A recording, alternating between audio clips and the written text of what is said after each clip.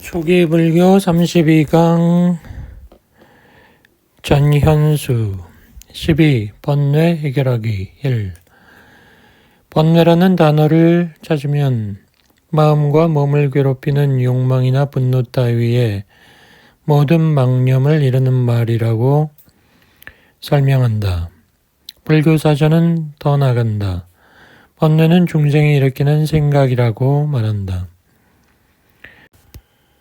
108번뇌라고 말하지만 세 가지가 있다. 감각적 욕망의 번뇌, 존재의 번뇌, 무명의 번뇌가 그것이다. 모든 번뇌경에서는 또 이 번뇌를 7종류로 분류했다. 봄으로써 없어야 할 번뇌, 단속함으로써 없애야 할 번뇌, 수용함으로써 없애야 할 번뇌, 감내함으로써 없애야 할 번뇌, 피함으로써 없애야 할 번뇌, 버림으로써 없애야 할 번뇌, 수행으로써 없애야 할 번뇌들이다. 먼저 바르게 봄으로써 없애야 할 번뇌들을 보자. 올바로 봄으로써 마음을 기울여야 할 대상과 기울이지 말아야 할 대상을 알아 번뇌를 없애는 것이다. 감각적 욕망, 존재, 무명에서 번뇌가 생기면 그 대상에 마음을 기울이지 말아야 한다. 지혜 없이 생각하면 결론은 6가지다. 1. 나에게 자아가 있다. 나에게 변치 않는 영혼이 있다. 2. 나에게 자아란 없다. 3. 내가 자아로서 자아를 인식한다. 4. 내가 자아로서 무아를 인식한다. 5. 나는 무아로서 자아를 인식한다. 6. 이러한 나의 자아는 말하고 경험하며 여기저기서 선행과 악행의 과보를 경험한다. 그런 나의 자아는 항상하고 영원하고 변치 않는 법이고 영원히 지속될 것이다. 이다. 이런 6가지 견해 중 하나를 가지게 된다.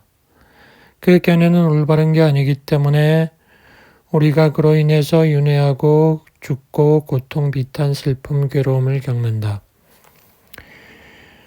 부처님께서는 사성제에 지혜롭게 마음을 기울이면 3가지 족쇄, 유신견, 계금취, 의심이 제거된다고 한다. 3가지 족쇄가 없어지면 번뇌가 없어질 수 있다. 두 번째는 단속함으로써 없애야 할 번뇌들이다. 우리는 눈으로 보고 귀로 듣고 혀로 맛본다. 그때 우리에게 번뇌가 생긴다. 불교가 이것을 번뇌로 보는 이유가 있다. 불교가 보는 세상이 있고 불교가 목표로 하는 세계가 있다. 그것을 기준으로 볼 때 이 모든 것들이 장애물이다. 지혜로 볼 때 그것들을 추구하는 존재가 있다. 존재에서 벗어나는 게 불교의 목적이다. 앞에 7가지 종류의 번뇌를 말했는데 걸리고 집착을 일으킨다면 다 번뇌인 것이다. 불교에서는 한 생이 끝나도 끝이라고 안 본다. 그런데 이 존재 자체가 괴로움이다. 존재하게 되면 몸과 마음을 가지게 된다.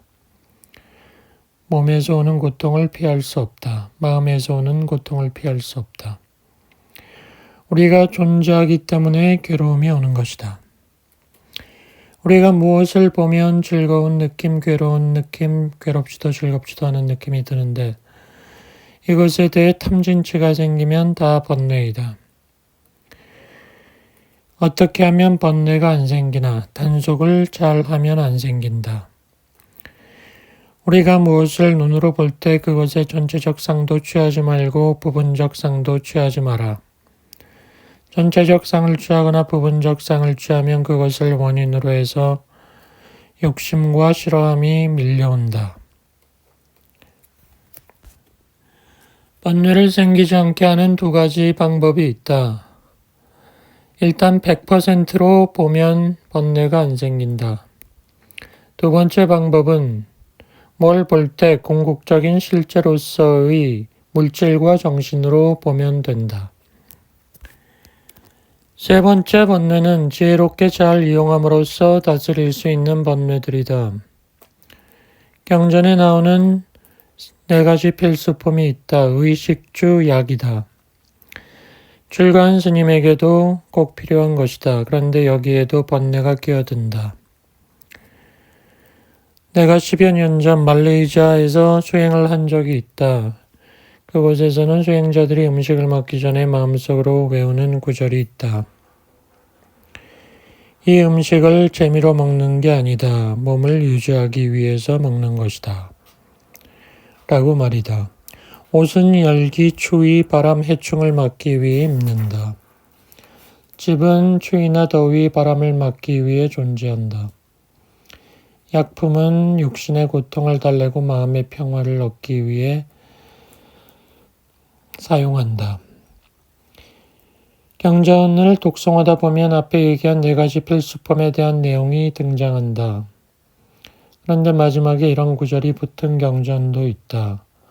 그렇게 먹는 나도, 입는 나도, 거처를 사용하는 나도, 약을 사용하는 나도 나는 아니다. 무아라는 말이다. 영원한 실체가 있어서 내가 이걸 취한다는 생각을 놓아야 한다. 네 번째는 참음으로써 없애야 할 번뇌들이다.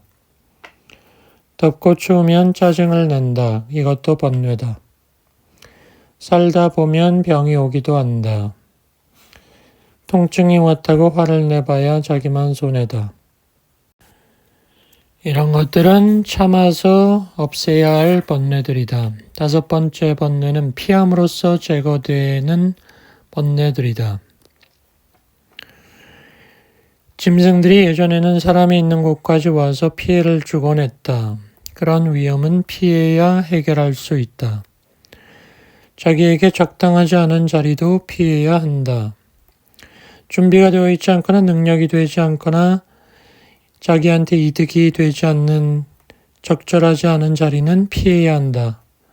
그렇지 않으면 번뇌이다. 여섯 번째는 버림으로써 없애야 할 번뇌이다. 세 가지 불건전한 생각이 있다. 감각적 욕망에 대한 생각, 남에게 대해 가지는 악의, 누구를 어떻게 괴롭혀야지 하는 해치는 생각, 이것이다. 이 세 가지는 좋지 않다.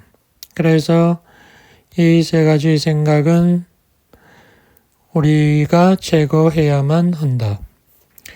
마지막 일곱 번째 번뇌는 수행을 함으로써 없애야 할 번뇌들이다. 구체적으로 7가지 수행이 있다. 한자로 하면 칠각지이다. 이것을 실천하면 괴로움을 해결할 수 있다. 첫째, 마음 챙김의 깨달음의 요소, 념각지, 사티. 둘째, 법에 대한 고찰, 택법각지, 담마위자여. 세 번째, 올바르게 노력하는 각지, 정진각지, 위리야. 네 번째, 희열의 깨달음의 각지, 희각지, 피티. 다섯 번째, 고요한 마음의 각지, 경안각지, 파사디. 여섯 번째, 우리 마음이 하나로 탁 집중된 상태의 각지, 정각지, 사마디. 일곱 번째, 마음이 담담한 각지, 사각지, 우페카. 부처님 말씀에 의하면 계를 지키면서 이 7가지 깨달음의 요소, 칠각지를 닦으면 지혜가 커지고 깨달음을 얻는다고 했다. 모든 번뇌의 경에서 제시한 번뇌를 해결하는 7가지 방법 중에 각자 유달리 안 되고 자기에게 많이 찾아오는 번뇌가 있을 것이다. 어떤 사람은 인내를 못한다. 누가 기분 나쁜 소리 하면 인상 쓰는 그런 자들은 참는 노력을 하는 게 필요하다. 7가지 중에 하나를 정해보라. 그쪽에 주력을 잡고 하면 자기한테 변화가 오게 된다. 만약 유별나게 손해되는 사람을 자꾸 만나게 되는 사람이라면 손해되는 사람을 자꾸 피하는 노력을 해보는 게 필요하다. 알코올 중독이 있는 사람은 술집 근처를 가지 말아야 한다. 피하는 게 두려워서 피하는 게 아니다. 지혜롭게 멀리하는 것이다. 아직 내가 그걸 감당할 상태가 안 되니까 어느 정도 자기에게 해당되는 걸 찾아서 실천하다 보면 번뇌를 이길 수 있는 것이다. 번뇌 해결하기 2, 13. 번뇌는 우리의 감각기관을 통해 들어온다. 그러니 육근을 단속해야 한다. 안이비설신이 같은 육근과 색성향 미촉법, 육형이 만나 좋아하고 싫어하고 좋아하지도 싫어하지도 않는 3가지 반응을 하거나 괴롭고 즐겁고 괴롭지도 즐겁지도 않은 3가지 느낌이 일어나 모두 6가지가 나타나기 때문에 36가지의 번뇌가 생겨나고 이것이 과거, 현재, 미래면 36 곱하기 3, 108이 되므로 108번뇌를 가진다고 설명한다. 108번뇌에 대한 설명들은 모두 감각기관을 잘 단속하면 번뇌를 없앨 수 있다고 보는 것이다. 사람들은 어떤 의미에선 번뇌를 찾아다닌다. 번뇌가 아닌 건 재미없다고 생각하기 때문이다. 해롭지 않은 재미를 추구하다가도 번뇌에 빠질 수 있다. 우리 안에 있는 생각이 우리에게 영향을 준다. 바깥 대상이 영향을 주는 게 아니다. 제거하지 않으면 그로 인한 번뇌가 일어나는 것은 3가지 해로운 생각의 경우이다. 첫째, 감각적 욕망에 대한 생각. 2번째, 악의. 3번째, 해코지하려는 생각. 이 3가지다. 이 3가지에 대한 반대도 있다. 불교는 우리는 괴로움 속에 있다고 본다. 어찌 보면 불교는 세상 사람들 생각하고 반대로 간다. 세상에서는 아이가 태어나면 축하를 하지만 불교에서는 저 아이도 힘들겠구나 하고 생각을 한다. 불교는 본질적으로 보는 것이다. 하지만 괴로움을 없앨 수 있는 길이 있다고 제시한다. 모든 존재가 겪는 것을 괴로움으로 보고 그 괴로움에는 원인이 있고 그 괴로움을 멸하는 것이 가능하고 방법이 있다는 것이다. 그것이 팔정도이다. 팔정도의 2번째가 정사유다. 정사유가 지금 얘기한 감각적 욕망, 악의, 해침에 대한 생각의 반대인 것이다. 정사유 3가지는 출리에 대한 생각, 악이 없음에 대한 생각, 해침이 없는 생각이다. 출리라는 것은 세속을 떠나는 것이다. 본질적으로 괴롭고 우리를 위험에 빠뜨리고 힘들게 하는 그런 세속으로부터 떠나는 것이 출리에 대한 생각이다. 괴로움을 없애는 3가지 정사유의 반대편에 있는 게 앞에서 말한 바르지 못한 생각이다. 이걸 어떻게 없앨 수 있는가? 3가지 생각에 대해 지혜롭게 봐야 한다. 지혜롭지 않으면 괴로움이 있다. 그대로 정확히 알아야 한다. 세상이 지금 이렇게 돌아가고 있는데 자기는 다르게 생각하면 지혜가 없는 것이다. 지혜롭게 감각적 욕망에 대해 보라. 감각적 욕망은 나에게 도움이 안 된다. 악의도 해침도 마찬가지다. 부정적 생각을 가지면 우리는 부정적 상황에 처한다. 또 내가 이렇게 감각적 욕망, 악의, 해침에 대해 자꾸 생각하면 그쪽으로 길이 난다. 옛날에 내가 상담했던 대학생 이야기다. 그 사람이 나한테 그랬다. 선생님, 제가 어떤 생각을 많이 하니까 그 생각이 큰 세계를 형성하고 나를 누르기 시작합니다. 라고. 부처님은 소치는 목동의 비유를 들었다. 소를 치는 목동이 있었다.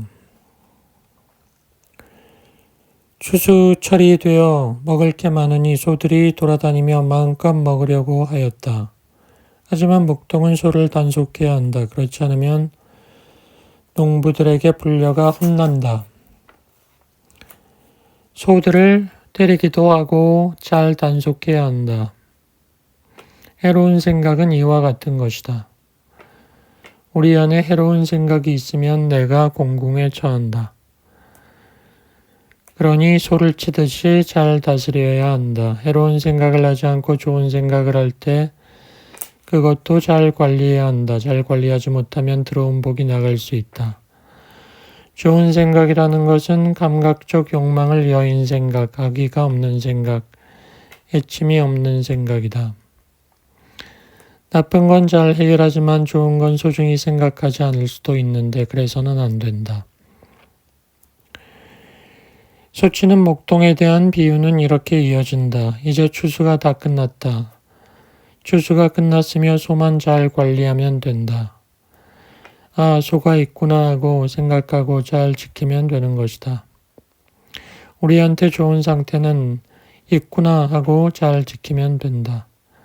바른 생각을 하면 우리 마음에서 두려움이 없어지고 편안하고 행복하다. 그때 그게 너무 좋으니까 자꾸 하는 수가 있다. 그건 곤란하다. 소행도 자기한테 도움이 되지만 너무 자기한테 맞지 않게 과도하게 하면 좋지 않다. 적절하게 하는 게 중요하다. 번뇌를 다스리는 5단계가 있다. 삼매를 닦을 때 마음이 불건전한 대상으로 가면 그것을 수습하고 삼매에 들게 해야 한다. 보통 사람들도 번뇌를 다스리고 마음 다스리는데 이 방법을 사용할 수 있다. 1단계, 어떤 대상에 마음이 가서 욕심이나 화가 일어나면 그 대상을 옮기는 것이다. 2단계, 1단계가 실패하면 이것이 나에게 해롭다는 것을 생각하는 것이다. 3단계, 2단계가 실패하면 3단계로 가야 한다. 3단계는 생각을 안 하는 것이다. 생각을 그냥 털어내 버리는 것이다.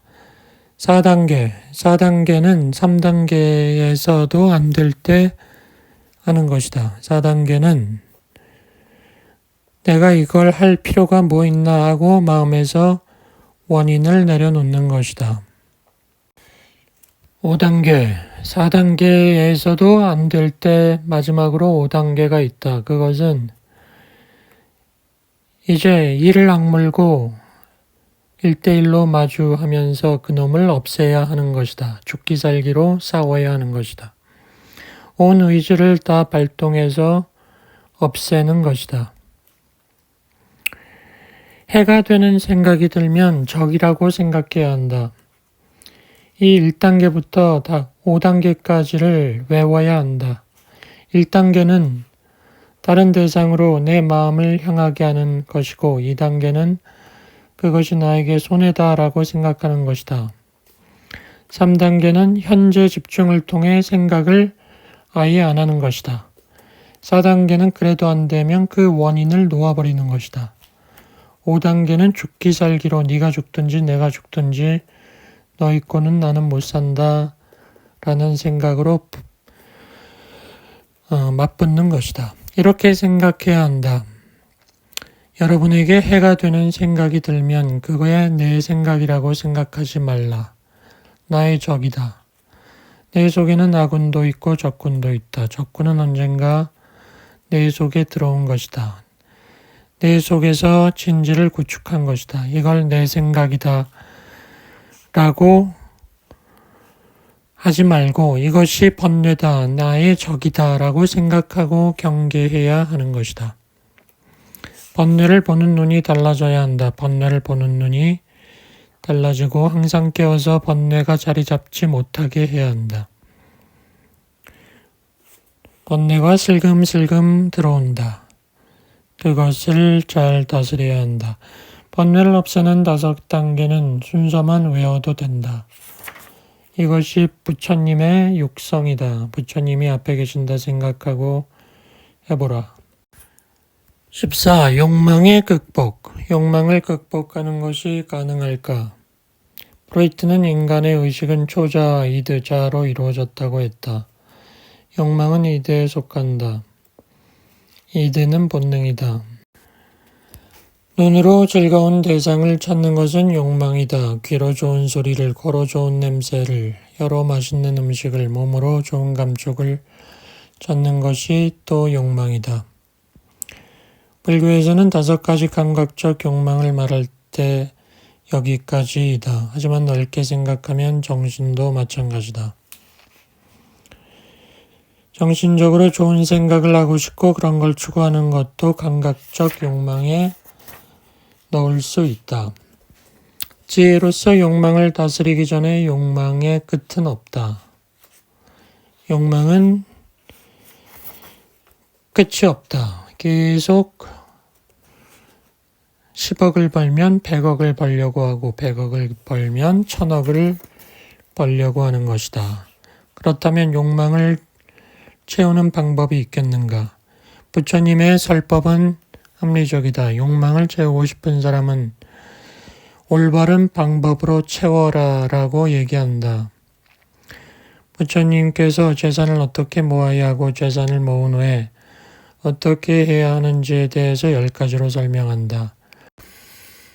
첫째, 감각적 욕망을 즐기는 어떤 자는 부당한 방법으로 재산을 모으고 부당한 방법으로 재산을 모은 뒤 자신을 행복하게 하지 않고 만족하게 하지 않고 나누어 가지지 않고 공덕을 짓지 않는다. 둘째, 감각적 욕망을 즐기는 어떤 자는 부당한 방법으로 재산을 모으고 부당한 방법으로 재산을 모은 뒤 자신을 행복하게 하고 만족하게 하지만 나누어 가지지 않고 공덕을 짓지 않는다. 셋째, 어떤 자는 부당한 방법으로 재산을 모으고 폭력을 써서 재산을 모은 뒤 자신을 행복하게 하고 만족하게 하고 나누어 가지고 공덕을 짓는다. 넷째, 어떤 자는 정당한 방법과 부당한 방법으로 폭력을 쓰기도 하고 쓰지 않기도 하여 재산을 모으고 정당한 방법과 부당한 방법으로 폭력을 쓰기도 하고 쓰지 않기도 하여 재산을 모은 뒤 자신을 행복하게 하지 않고 만족하게 하지 않고 나누어 가지지 않고 공덕을 짓지 않는다. 다섯째, 어떤 자는 정당한 방법과 부당한 방법으로 재산을 모으고 자신을 행복하게 하고 만족하게 하지만 나누어 가지지 않고 공덕을 짓지 않는다. 여섯째, 어떤 자는 정당한 방법과 부당한 방법으로 재산을 모으고 자신을 행복하게 하고 만족하게 하고 나누어 가지고 공덕을 짓는다. 일곱 번째, 어떤 자는 정당한 방법으로 재산을 모으고 그 이후에 자신을 행복하게 하지 않고 만족하게 하지 않고 나누어 가지지 않고 공덕을 짓지 않는다. 여덟째, 어떤 자는 정당한 방법으로 재산을 모으고 그 다음에 자신을 행복하게 하고 만족하게 하지만 나누어 가지지 않고 공덕을 짓지 않는다. 아홉 번째, 어떤 자는 정당한 방법으로 재산을 모으고 그 다음에 자신을 행복하게 하고 만족하게 하고 나누어 가지고 공덕을 짓는다. 그러나 그는 재산에 묶이고 홀리고 집착하며 위험함을 보지 못하고 벗어남을 통찰하지 못하면서 사용한다. 10번째, 어떤 자는 정당한 방법으로 재산을 모은 뒤 자신을 행복하게 하고 나누어 가지고 공덕을 짓는다. 그리고 재산에 묶이지 않고 홀리지 않고 집착하지 않고 벗어남을 통찰하면서 사용한다. 욕망이라고 하는 것은 달콤함은 적고 괴로움은 많다는 걸 알아야 한다. 천한제일로 알려진 아누루타와 형제지간이고 부처님과 사촌인 마하나마라는 분이 있었다. 이분이 부처님께 이런 얘기를 한다. 부처님께서는 탐욕도 마음에 번뇌고 분노도 마음에 번뇌고 어리석음도 마음에 번뇌라 가르쳤고 나도 그렇게 생각하는데 어떤 때는 탐욕이 마음을 사로잡고 분노가 마음을 사로잡고 어리석음이 마음을 사로잡습니다. 나한테 어떤 해결할 되지 않은 것이 있어서 그것들이 자꾸 제 마음을 사로잡는 것입니까? 부처님은 말했다. 맞다. 탐욕도 마음에 번뇌고 분노도 마음에 번뇌고 어리석음도 마음에 번뇌다. 이것이 해결되지 않으면 탐욕이 마음을 사로잡고 분노가 마음을 사로잡고 어리석음이 마음을 사로잡는다. 감각적 욕망이라는 것이 달콤함은 적고 많은 괴로움과 많은 절망을 주는 것이어서 거기에는 위험이 더 많다는 것을 잘 알게 되면 벗어나게 된다. 나도 깨닫지 못한 보살이었을 때 나에게 감각적 욕망이라는 것이 달콤함은 적고 많은 괴로움과 절망을 주는 것이어서 거기에 위험이 더 많다는 것을 잘 몰랐을 때는 그 욕망에 휩쓸렸다. 그러나 내가 이 감각적 욕망이라는 것이 달콤함은 적고 괴로움이 많다는 것을 확실히 알고 난 뒤에는 욕망의 소용돌이에서 벗어났다. 부처님은 또 이런 얘기를 한다. 감각적 욕망의 달콤함이란 눈, 코, 귀, 혀, 몸으로 원하고 좋아하고 마음에 들고 사랑스럽고 감각적 욕망을 착하고 매혹적인 눈, 귀, 고, 혀, 코, 혀, 몸으로 인식되는 형색, 소리, 냄새, 맛, 감촉을 즐겼을 때 오는 기쁨이다. 감각적 욕망의 위험은 감각적 욕망을 얻기 위해 겪고 감수해야 하고 치러야 할 대가이다. 그것은 많다. 그렇게 말하면서 여러 가지를 말하였다. 감각적 욕망을 위해서 사업을 하고 돈을 벌면서 모험을 한다. 모험을 하다가 고생도 하고 과로로 쓰러지기도 하고 죽기도 한다. 그러한 여러 가지가 위험이다. 또 어떤 위험과 재난이 있느냐 하면 감각적 욕망을 위해서 돈을 모으는데 돈이 안 벌린다면 그것도 위험이고 재난이다. 그리고 변하는 모든 것이 괴로움임을 알아야 한다. 감각적 욕망은 감각기관에서 생긴다. 욕망을 다스리려면 감각적 기관에서 어떻게 욕망이 생기는지를 알아야 한다. 코티타 경은 사리푸타 존자와 마하 코티타 존자의 대화이다. 도반 사리푸타여, 눈이 형색들의 족쇄입니까? 아니면 형색들이 눈의 족쇄입니까? 코티타여, 눈이 형색들의 족쇄도 아니고 형색들이 눈의 족쇄도 아니다. 이 둘을 반연하여 거기서 일어나는 욕탐이 족쇄이다. 눈 자체에 죄가 있는 게 아니다. 대상 자체에 죄가 있는 게 아니다. 우리 마음에서 욕망만 잘 정화하면 되는 것이다. 본질적으로 잘 봐야 한다. 눈에서 욕망이 일어난다. 그런데 눈이라는 걸 잘 보면 계속 변하고 있다. 변하는 것은 괴로움이다. 변하고 괴로운 것은 실체가 없다.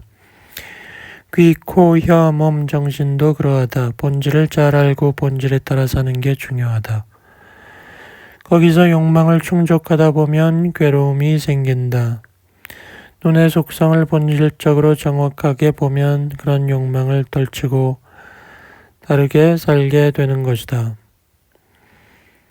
욕망을 극복하는 길은 우리의 존재, 우리의 몸과 마음, 이것의 본질을 보고 그에 맞게 사는 것이다. 그 본질은 무상이다. 계속 바뀌면서 또 그것이 괴로움이다. 그것이 내가 어떻게 통제가 안 되니 나가 아니다. 그러니까 그 욕망을 취해가지고 욕망을 충족하면서 사는 것보다는 그런 본질에 맞게 내가 할 일을 해야 되는 것이다. 욕망을 극복하는 법은 무엇인가? 간단하다. 우리를 욕망에 빠뜨리지 않는 것이다. 욕망으로부터 우리를 안전한 곳에 둬야 한다. 셈의 경에는 자기 영역을 벗어난 메추리가 매한테 채이는 이야기가 나온다. 아, 내가 나의 영역을 벗어나서 있다가 너한테 지금 채어간다. 매가 말한다. 나는 네가 네 영역에 있더라도 너를 챌 수 있다. 메추리가 말한다. 그래, 그러면 내 영역으로 나를 한번 내려놓고 잡아가 봐라. 그래서 매가 메추리 영역에 내려준다. 그러자 메추리는 자기의 구멍으로 쏙 들어가서 매를 피할 수가 있었다. 메추리가 이렇게 말한다. 사실 내가 있을 영역, 내 아버지의 영역에서 벗어나 있다가 이런 변을 당했다. 내 영역이 아닌 다른 영역은 감각적 욕망의 영역이다. 그걸 추구하면 위험에 처하는 것이다. 나의 영역은 사념처다. 사념처를 수행하면 나를 위험에 빠뜨리지 않는다. 사념처는 현재에 집중하면서 내 몸, 느낌, 마음, 법에서 일어나는 것을 관찰하는 것이다. 15. 보시. 종교 수행과 정신치료라는 주제로 세미나를 한 적이 있다. 여러 종교의 전문가들이 발표를 했다.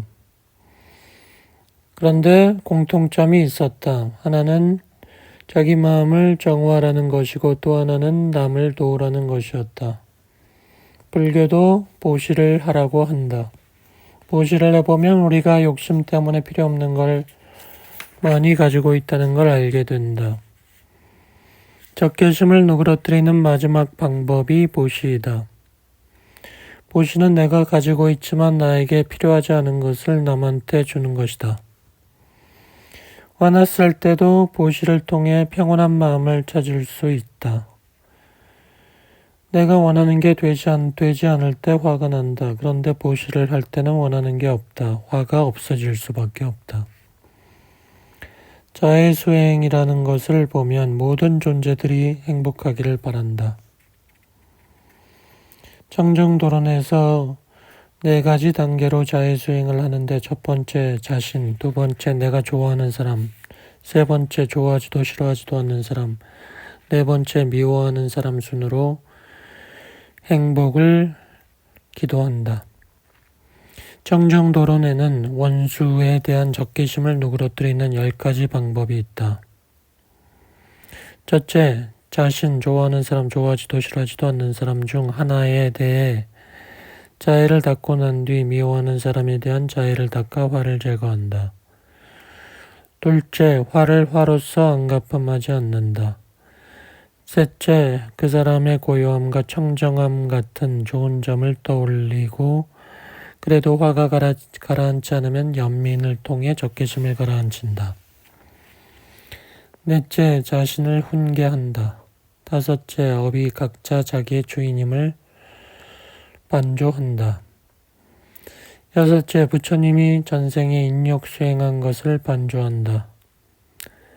일곱째, 일체 중생에 대하여 나를 한 번쯤 낳아준 어머니, 아버지, 형제, 자매로 생각한다.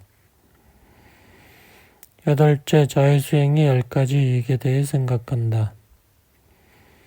아홉째, 자신이 화를 내고 있는 대상을 몸을 구성하는 32가지 4대, 5온, 12처, 18개의 요소로 본다.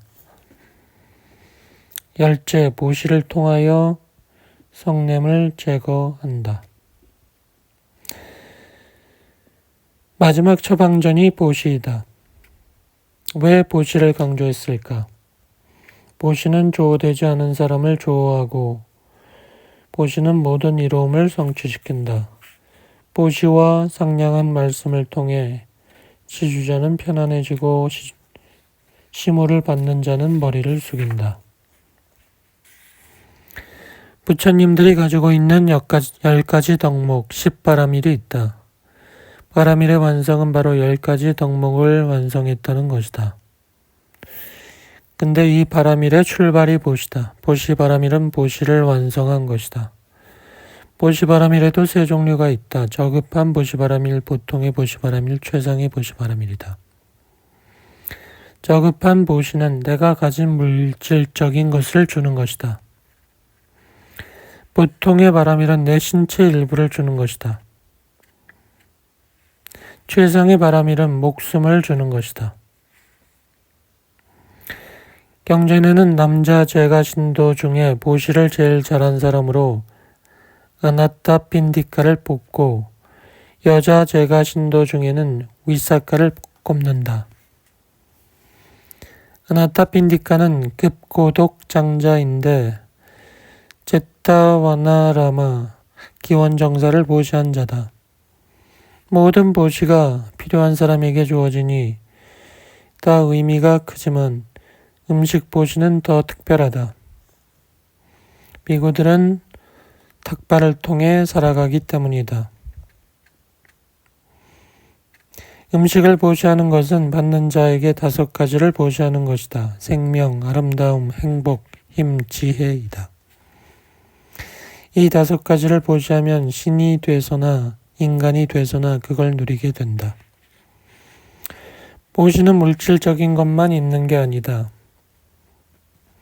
부처님께서는 5계를 지키는 것이 엄청난 보시라고 말한다. 물론 제자가 한량없는 자애의 마음으로 지키는 5계이긴 하지만 5계의 중요성을 알 수 있다. 보시에 갖춰야 할 요소는 무엇인가? 보시를 할 때는 믿음이 있어야 한다. 존중하면서 보시해야 하고 바른 시기에 보시를 해야 한다. 보시를 하면서 나와 남에게 손상이 없어야 한다. 빚지고 하면 안 된다.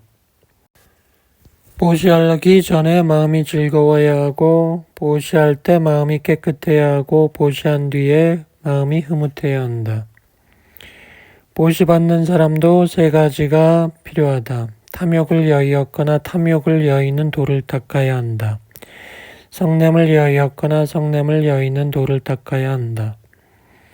어리석음을 여의었거나 어리석음을 여의는 도를 닦아야 한다. 이 주는 자와 받는 자가 갖춰야 될 것을 갖춘다면 그 과보가 헤아릴 수 없다. 유익함이 넘쳐 흐르고 행복을 가져오게 된다. 4가지 보시의 청정이 있다. 첫째, 보시하는 자는 청정하지만 보시받는 자는 청정하지 못한 경우. 둘째, 보시받는 자는 청정하지만 보시하는 자가 청정하지 못한 경우. 셋째, 보시하는 자도 보시받는 자도 청정하지 못한 경우. 넷째, 보시하는 자도 보시받는 자도 청정한 경우. 4번째 경우의 보시가 으뜸이다. 또 부처님께서는 8정도를 갖춘 사문에게 보시를 하면 그 보시는 큰 결실이 있다고 말한다.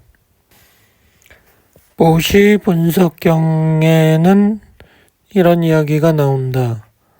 부처님은 개인과 승가에 하는 보시와 그 과보에 대해 말하는데 먼저 개인에게 하는 보시를 말한다. 축생에게 보시하면 100배의 과보가 있다. 2. 행실이 나쁜 범부에게 보시하면 1000배의 과보가 있다. 3. 행실이 바른 범부에게 보시하면 10만 배. 4. 감각적 욕망들에 대한 탐욕을 여인 이교도한테 하면 1000억 배. 5. 예류자가 되기 위해 노력하는 사람에게 보시하면 헤아릴 수 없는 과보. 6. 예류자. 7. 일례자가 되기 위해 노력하는 사람. 8. 일례자. 9. 불환자가 되기 위해 노력하는 사람. 10. 불환자. 11. 아라한이 되기 위해 노력하는 자. 12. 아라한. 13. 벽지불. 14. 부처님. 개인에게 보시하는 것은 이러한 순서가 있다. 보시라는 것은 매우 이익이 남는 장사이다. 16. 진정한 축복의 삶. 축복이나 행운은 어느 시대고 빠지지 않았던 인간의 관심사다. 경전과 주석서에도 이를 놓고 갑론을박했던 사람들의 이야기가 나온다. 상스러운 것으로 그것에 의해 행운을 얻거나 축복을 받을 수 있는 것이 무엇인가에 대해 세 명이 각각 다른 주장을 한다. 보는 것에 의해 축복이 온다고 하는 자들은 상스러운 것이라고 인정된 형상을 보는 것이 축복이라 한다. 듣는 것에 의해 축복이 온다고 하는 자들은 상스러운 것이라고 인정된 소리를 듣는 것이 축복이라고 한다. 인식된 것을 통해 축복이 온다고 주장하는 자들은 상스러운 것으로 인정된 향기와 맛과 감촉이 축복이라고 한다. 부처님이 말씀하신 최상의 축복은 무엇인가? 1. 어리석은 사람을 사귀지 않으며 슬기로운 사람과 가까이 지내고 존경할 만한 사람들을 공경하는 것이 축복이다. 2. 분수에 맞는 곳에서 살고 일찍이 공덕을 쌓아 스스로 바른 서원을 하는 것이 축복이다. 3. 많이 배우고 익히며 절제하고 훈련하며 의미 있는 대화를 나누는 것. 4. 아버지와 어머니를 섬기고 아내와 자식을 돌보고 일을 하며 혼란스럽지 않은 것. 5. 나누어주고 정의롭게 살고 친지를 보호하며 비난받지 않는 행동을 하는 것. 6. 악함을 싫어하며 술 마시는 것을 절제하고 가르침에 게으르지 않는 것. 존경하는 것과 겸손한 것, 만족과 감사를 아는 마음으로 때에 맞춰 가르침을 듣는 것. 7. 인내하고 온화한 마음으로 수행자를 만나 가르침을 논의하는 것. 8. 감관을 수호하여 청정하게 살며 거룩한 진리를 관조하여 열반을 이루는 것. 9. 세상살이 많은 일에 부딪혀도 마음이 흔들리지 않고 슬픔 없이 티끌 없이 안온한 것. 이것이 축복이다.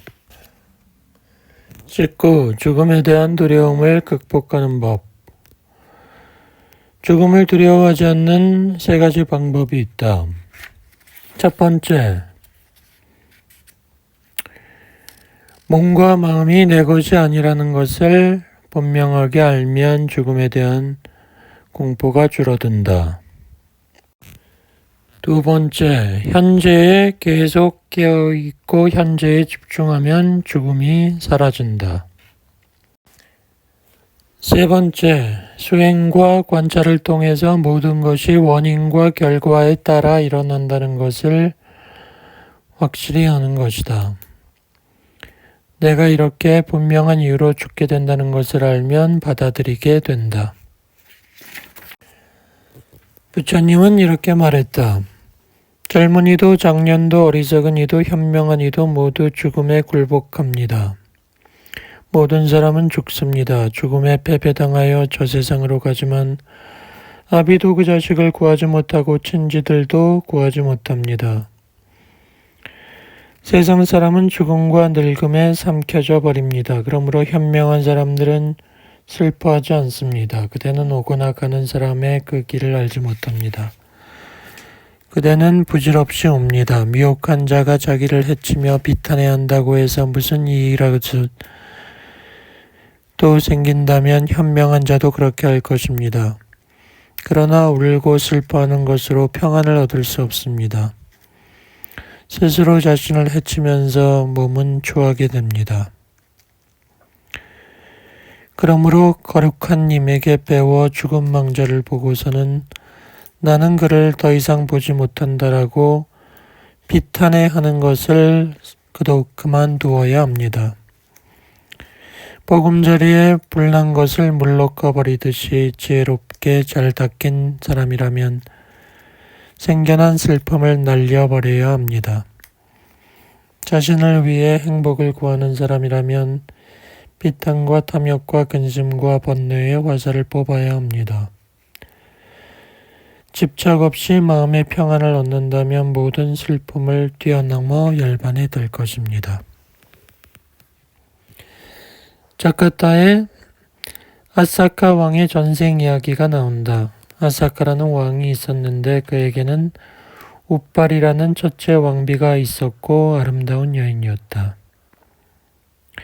그런데 왕비가 죽는다. 비탄에 빠진 왕은 시체를 관에다 넣어서 부패하지 않게 해서 자기 방에 두고 슬퍼하며 누워만 있었다. 가족들이 모든 것이 무상하다고 말해도 왕에게 소용이 없었다. 그때 부처님이 전생의 보살로 설산에 계실 때였다. 5가지 신통과 8가지 선정을 얻은 행자였다. 아사카 왕이 슬퍼하고 있음을 알게 되고 왕을 건져낼 결심을 한다. 마침 바라문족의 한 젊은이가 설산 지방의 동네에 왔다가 보살을 만난다. 보살이 묻는다. 청년이여, 대왕은 엽법하게 나라를 다스리는가? 청년은 그렇다고 말하고 나서 왕이 왕비가 죽어 슬퍼한다고 말했다. 청년이여, 나는 왕을 뵌 적이 없다. 그러나 만약 왕이 묻는다면 나는 그 왕비가 죽어서 어디로 갔다는 것도 말해 드릴 수 있고 왕의 앞에서 왕비에게 말을 시킬 수도 있다. 왕이 그 말을 듣고 보살을 찾아왔다. 당신은 참으로 왕비가 죽어서 태어난 곳을 아는가? 예, 어딘가? 대왕님, 그 왕비님은 얼굴이 잘났다고 자랑하며 게으르고 선업을 쌓지 않았습니다. 그래서 이 동산에서 쇠똥을 먹고 사는 갑충으로 태어났습니다. 믿을 수 없다. 그러면 그와 만나 얘기하도록 해드리겠습니다. 쇠똥 뭉치를 굴리는 2마리는 왕의 앞으로 나오라. 그러자 쇠똥구리 2마리가 왕 앞으로 나왔다. 이것이 우빨이 왕비입니다. 당신을 버리고 지금은 쇠똥을 먹는 갑충 뒤를 따라다닙니다. 존자여, 나는 내 우빨이 왕비가 쇠똥을 먹는 갑충으로 태어났다는 말은 믿을 수 없다. 그러면 이야기를 시켜보겠습니다. 우빨이 왕비여, 존자님 왜 그러십니까? 그대는 전생의 이름이 무엇이었나? 저는 아사카 왕의 첫째 왕비로서 이름이 우빨이라 하였습니다. 그대는 아사카 왕을 지금 사랑하는가? 그렇지 않으면 지금 당신이 따라다니는 남편 갑충을 사랑하는가? 제 전생의 일을 말하자면 저는 그때 이 동산에서 왕과 함께 즐기고 있었습니다. 그러나 거기서 죽어 생을 바꾼 지금에 있어 그런 일이 무슨 상관입니까? 저는 지금 아사카 왕을 죽여 그 머리의 피로 제 남편 갑충의 발에 발라주고 싶습니다. 이 말을 듣고 왕은 서 있는 자리에서 곧 왕비의 시체를 가져다 버리라고 명령한다. 그리고 머리를 파괴될 것은 파괴되고 죽을 것은 죽는 것이다. 누구나 태어나는 순간 죽음이 예정돼 있는 것이다. 그러므로 죽음을 자연스럽게 받아들여야 하는 것이다. 자타카에는 뱀의 전생 이야기도 나온다. 부처가 계실 때 누가 아들을 잃고 한 주일 동안 먹지도 않고 있으니 부처가 찾아가서 부서질 속성을 가진 것은 부서질 수밖에 없다고 말했다. 세계와 삼계에서 죽지 않는 것은 없다. 조건 지어진 것은 보존될 수 없다. 모든 중생은 죽어야 할 속성을 가지고 있다. 보살이 어느 촌에서 농사를 지으며 살고 있었다. 부인도 있고 아들도 있고 딸도 있고 하녀도 있었다. 그러다 아들이 결혼을 한다. 며느리가 들어온다. 그래서 식구는 6명이 되었다. 보살이 말했다. 그대들은 보시를 향하고 계율을 받들며 죽음을 생각하고 자기가 죽고 있다는 것을 생각하라. 이런 중생들의 죽음은 확실하지만 삶이란 확실한 것이 아니다. 모든 유의법은 무상하여 멸망하는 것이다. 항상 정진하라. 가족들은 항상 실천했고 죽음을 생각했다. 어느 날 사건이 일어났다. 남자들은 밭에 가서 일을 했다. 보살하고 그 아들 둘이서 밭에서 일을 하는데 아들이 쓰레기를 태웠다. 옆에 독사가 살았는데 연기가 독사의 눈을 찔러 뱀이 화가 나서 아들을 물었다. 아들이 즉사한다. 아버지가 보니 아들이 죽었는데 아들을 안아 나무 밑에 앉히고 자기 옷을 벗어 그 위에 덮었다. 그러나 슬퍼하지 않았다. 파괴될 것은 파괴되고 죽을 것은 죽는다. 그렇게 생각하고 밭을 갈았다. 점심때가 되었다. 이웃사람이 지나가니까 우리 집에 좀 들러서 집사람에게 말해주시오. 오늘은 2사람 도시락을 가져오지 말고 1사람 도시락만 가져오라고. 그리고 지금까지는 하녀 혼자 도시락을 가져왔는데 오늘은 4사람이 다 깨끗한 옷을 입고 향과 꽃을 가져오라고. 그 말을 들은 보살의 아내인 어머니는 2사람 중 1사람이 죽었다는 것을 안다. 그렇지만 동요가 없었다. 보살의 아내가 심부름하는 자에게 물었다. 누가 그렇게 하라고 합디까? 주인이 그럽디다. 아들이 죽었다는 것을 안다. 그래서 나머지 4사람이 깨끗한 옷을 입고 향과 꽃과 도시락을 가지고 밭으로 간다. 보살은 아들이 누워있는 나무 밑에 앉아 도시락을 먹는다. 다른 전생에 보면 자기 부인이 죽을 때도 밥을 먹는다. 아무도 눈물을 흘리지 않는다. 제석천이 천상에 있었다. 제석천이 앉았던 자리가 뜨뜻해진다. 이거 왜 이렇지? 누가 나를 밀어내려고 하나? 봤더니 이 사람들이 덕이 높기 때문에 그런 현상이 일어난 것이다. 제석천이 내려온다. 당신들은 뭘 하고 있나? 우리는 사람을 태우고 있습니다. 당신들은 사람을 태우는 게 아니라 사슴을 잡아 요리하고 있겠지. 아닙니다. 사람을 태우고 있습니다. 그 사람은 당신들의 원수겠지? 아닙니다. 내 아들입니다. 당신이 미워하는 아들이겠군. 사랑하는 아들이었습니다. 그렇다면 왜 울지 않는가?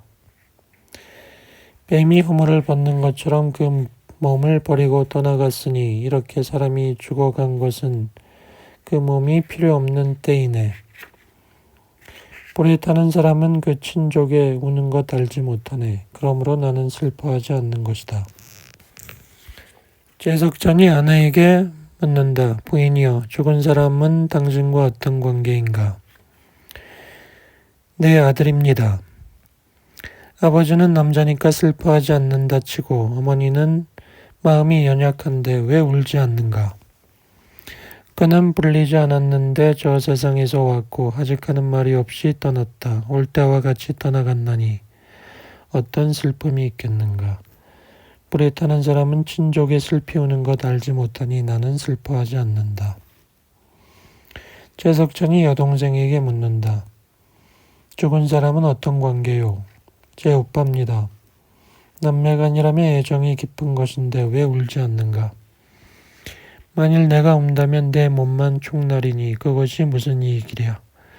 우리 친족과 법과 친지들에게 불쾌함만 줄 뿐이리. 불에 타는 사람은 친족에 슬피 우는 것 알지 못하니 나는 슬퍼하지 않는다. 제석천은 죽은 사람의 아내에게 묻는다. 어떤 관계요? 내 남편입니다. 왜 울지 않소?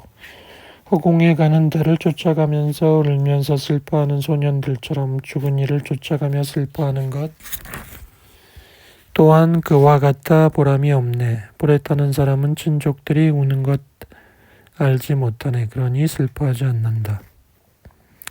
하녀에게 묻는다. 어떤 관계요? 주인이었습니다. 왜 울지 않는가?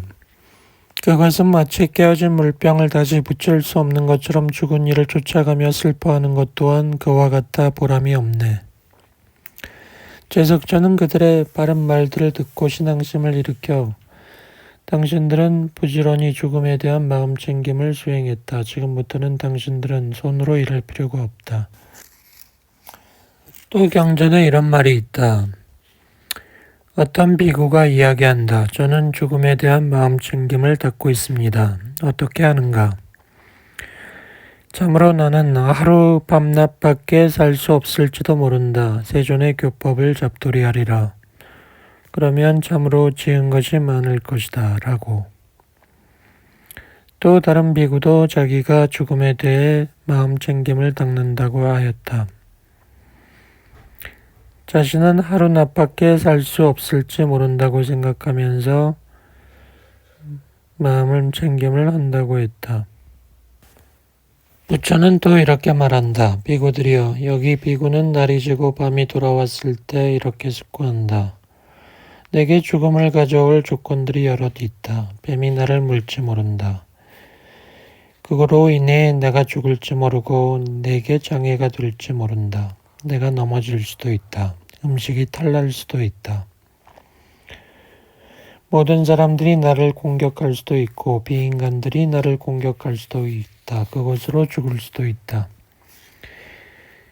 내가 이 밤에 죽게 되면 내게 장애가 될 아직 제거되지 않고 나쁘고 해로운 법들이 내게 남아있는 것은 아닌가. 만일 비구가 자기를 반조해서 내가 이 밤에 죽게 되면 불선법들이 남에게 남아있다라고 알게 되면 그는 그 나쁘고 해로운 법들을 제거하기 위해 분발과 불태정과 마음챙김과 알아차림을 행해야 한다. 머리에 불이 붙은 자는 옷이나 머리에 불을 끄기 위해서 강하게 노력하게 되는 것과 같다. 그와 같이 비구는 나쁘고 해로운 불선법을 제거하기 위해 분발해야 한다.